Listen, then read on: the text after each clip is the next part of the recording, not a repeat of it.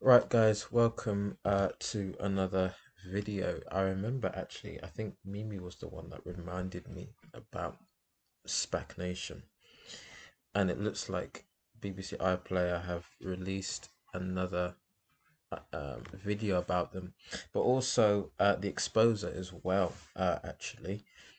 Um, so, um,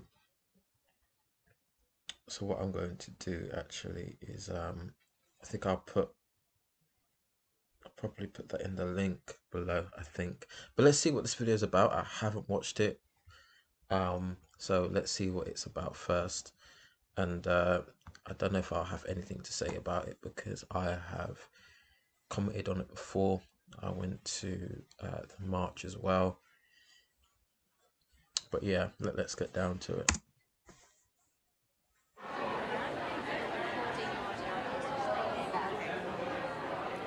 I'm just going to make you a bit uncomfortable. When I was 16 years old, I was very ambitious. And I'm from the McDonald's generation. We want everything so fast. We want to be on social media. We want everybody to like us on Instagram. We want to be on Twitter. We want to just do everything so quick. I was working every hour under the sun. And I said, I can't do this anymore. And I started hanging around with people that you shouldn't really hang around with. And I fell on the wayside.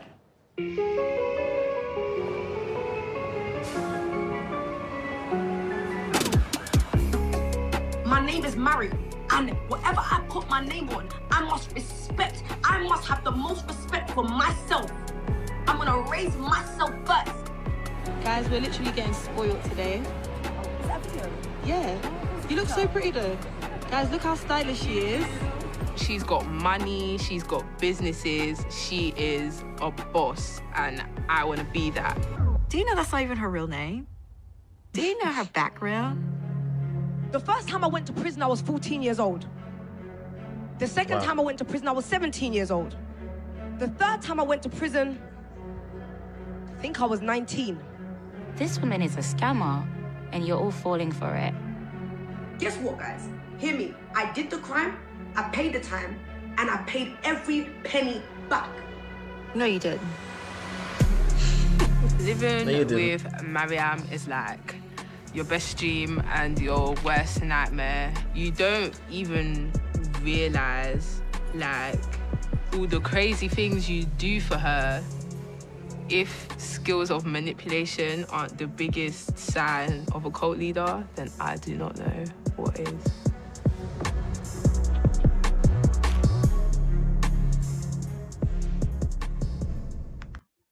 Catch her if you can. So that's what this video is called. So I could assume they're after her. If you watch Spac Nation's not Spac Nation, the Exposers video, they're trying to kind of like build awareness of this person. But yeah, let's keep it going.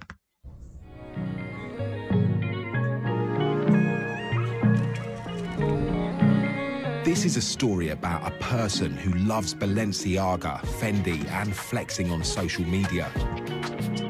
But most of all, she loves other people's money. It's like a selfie video. She's just showing off, really. She's just walking with her big Louis Vuitton bag and nice long coat. It's not even a heart-sinking feeling. It's more a case of like, so this is what you use the people's money to do. I knew of her from college, and she always appeared to me as someone who was like super friendly and got on with everyone, sort of thing. We knew her as Mariam. I do believe I remember her being called Cindy as well. I don't remember exactly when we became friends on Facebook. I must have posted a status that reflected that I was obviously in a bad place or something. And she reached out to me via a message, and we got talking. She was really just giving me words of encouragement and so on. It wasn't hard because I trust people quite easily. Shamina shared with Mariam that her grandmother had just a few months to live, and that she and her mum were flying out to Jamaica to see her. And at that point, she said, "Oh, have you purchased your tickets yet? And I said, I'm not really sure. My mum's paying this time. And she was like, oh, no. Just, no, if you haven't booked yet, please tell your mum that I can get discount. She was like, my work allows me a privilege or benefits of getting discounted airline tickets, etc. And basically, we had to transfer the money to her, and she would purchase the tickets or the flights, whatever. She did sort of deal with it as a matter of urgency. Oh, babe, I don't want you to lose this ticket, you know? So you don't even get a chance to really have a second thought. That's a bit odd. That's a bit odd. Shamina's mum sent Mariam almost £2,000, and they waited for the plane tickets to arrive, and waited. I just remember my heart sinking and thinking, no way, she couldn't do this. Not to me, and not considering the conversation that we'd had. And I was on the phone, and I remember speaking very slowly, very clearly, and I said, Mariam, if you have done what I think you've done, please let me not catch you out in these streets. And then she switched off her phone, and there was never any more contact. I set out to expose her, and then I started getting messages from other people.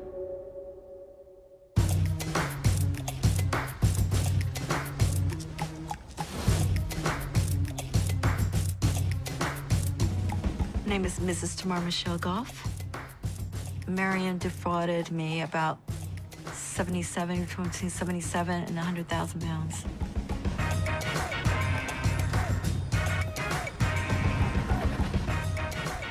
It really all started around about May 2014.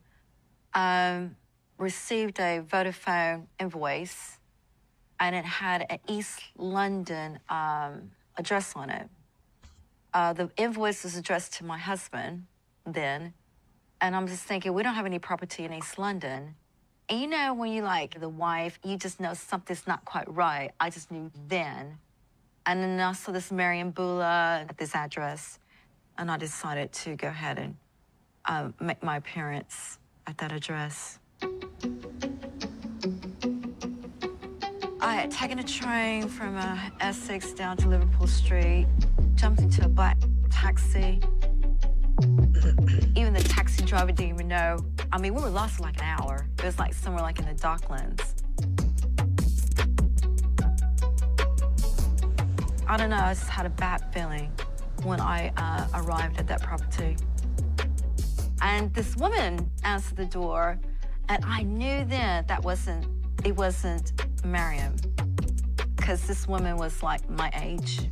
And I said, you know, I need to speak to Miss Mbula. And she lied and said that she was Miss Mbula, Mariam Bula. I said, no, you're not. There was words exchanged. Oh, wow. And okay. she pretty much confirmed that that was Mariam's address. It just didn't feel right. Something just didn't feel right. Tamara was at the right address, but Mariam wasn't home. Later, she discovered that her husband had transferred money from their joint account to Mariam. So at that point, this issue was between myself and my husband. And then, you know, I was going to deal with him, but I was going to get her later. So I started, like, researching through Company's House. I even went as far as ordering reports and started pricing a dossier on Miss Mbula. To actually unravel her game, you have to get all the information, kind of lay it all out. Take a notepad, look at dates, look at the names, the discrepancies.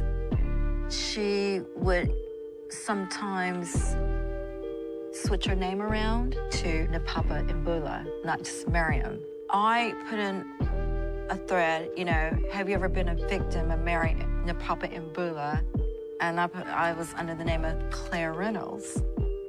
And you would not believe how many people pretty much reached out to me that they had been frauded and all those sort of unfortunate dealings. That's smart, because Twitter's quite big. That's very smart. It started off with Shameen and I, and then all of a sudden it was like 10, 12 of us. And then it just started growing. Well, Tamara reached out to me. Her story really shocked me. I think that's when I realized how advanced Mariam had become in her schemes and, scams. You know, I was on a mission. I kept an eye on Mariam for about 2 years. While researching online, Tamara found an article in an Italian newspaper. Let's see here. Right. Italian, okay. Italian article. In April 2011, plainclothes police in Milan followed the movements of 5 girls aged between 22 and 25 years. The ringleader, 23-year-old Napapan Mbula. They were armed with cloned credit cards and were targeting luxury boutiques.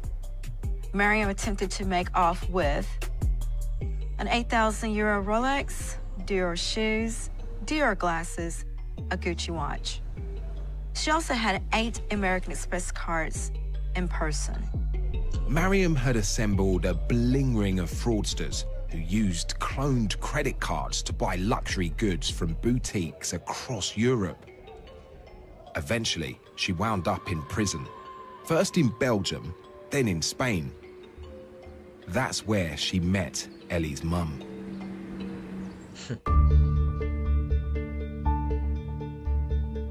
Mariam was in prison as a prisoner with my mum. Mariam was actually due to be released, but she was bilingual, so she was able to actually translate for my mum from English to Spanish and vice versa. Ellie had been left caring for her severely disabled sister and younger siblings back in the UK.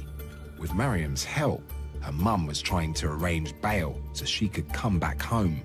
She was lovely, she was so sweet to her, and she offered to help.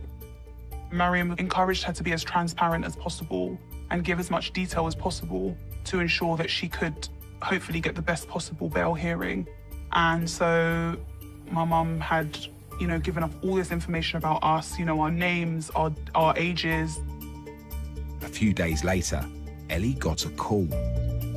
She was like, hello, my name is Charlene. I'm calling from the British Embassy in Spain, and your mum's got bail, and I'm so pleased to tell you that your mum's going to be coming home if we can get this money.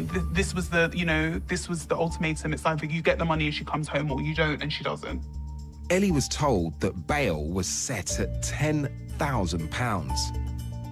And I just couldn't believe what I was hearing. I'm like, are you serious? My mum is coming home. Is this what you're telling me? And she's like, yeah.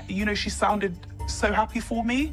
We were ready for her to come home. And then 5 o'clock the next morning, I got a call. It was Charlene. To secure bail, Ellie needed to pay another £5,600 immediately. Without any hesitation, I'd called around and managed to get that.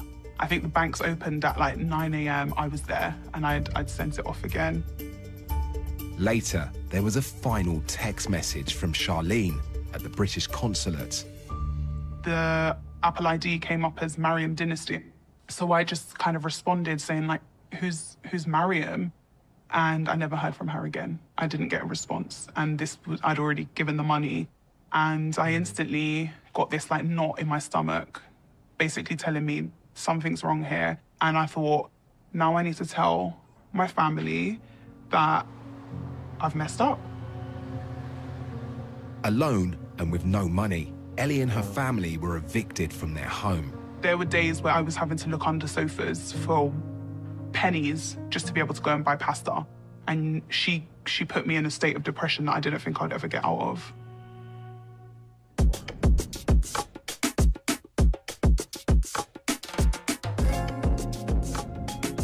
Before long, Mariam was out of prison and back in London. She had a new business venture, a luxury shoe hire boutique in London's Westfield shopping centre. I started this crazy idea of renting shoes. Everybody was against me. Everybody was saying, oh my God, who's gonna wear it? Da, da, da, da. All I did was literally take all of my sister's shoes, all of my shoes, my mom's shoes, friend's shoes. I gathered like 150 or 200 pairs of designer shoes. I made a lot of money, and I was 24. I had no idea what I was doing. Cindy Choose, from my understanding, that my ex-husband and I funded, was a luxury shoe hire. So she would have Louboutins, Jimmy Choo's, Gucci, where you can go and hire these shoes for occasions. I started to like comment under this Cindy shoes, I think it was at the time, because people were praising her. Oh, look at what she's done. This is such a great business and what have you, under the post. And I think the more I read it, the more furious I became, because I just thought, this woman is a scammer and you're all falling for it. It was definitely a front for her to collect money and the people are not getting the products. Tamara and Shamina collected the allegations and took them to the police. I was contacted by a detective of the Metropolitan Police. I think it was the frauds department. And he said they received my report. It was very damning. We made a lot of money. It was really good. I had challenges of fulfilling orders. Just everything was happening. I woke up one morning and I was arrested that morning, and then I went to jail. And that was kind of it. She had been arrested. At the time, it was 20 counts. You know, don't worry about Miss Mbula, because she'll be in cell block D over Christmas. In May 2015, Mariam pleaded guilty to 5 counts of fraud. She was 26, and for the 5th time in her life, she was going to prison. And while awaiting trial, she'd also become pregnant. Every girl's dream, yeah, when you're pregnant, is to have this beautiful birth. I didn't have that choice. That was taken away from you. I can even go as far as saying I took that away from myself. I'm going in myself and I'm thinking, the f am I doing? What is going on with my life? Getting sent to prison while pregnant may sound like a disaster. Mariam turned it into an opportunity.